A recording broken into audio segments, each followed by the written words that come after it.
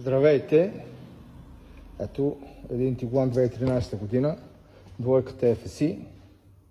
Вече сме го наредили с KM Direct. По принцип, още не знаем колата дали ще заработи, тъй като за този код на мотора до сега няма информация да е монтирана газов инжекцион.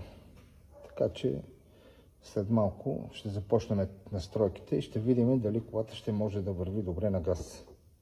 И тигуанчето вече готово, работи на газ. Ето, приключили сме. Лесен за обслужване. Филтър изпарена газ, филтър течна фаза. Няма нужда който сменя да си изчупи ръцете, както обикновено. Зареждането с газ става на капачката за бензин. Това е собственика. Той ще каже как върви.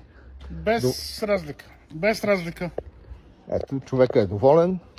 Така че, ако имате въпроси във връзка с газифициране на вашия автомобил, обръщайте се към нас на нашия телефон. Ще ви съдействаме с което можем. Благодаря ви.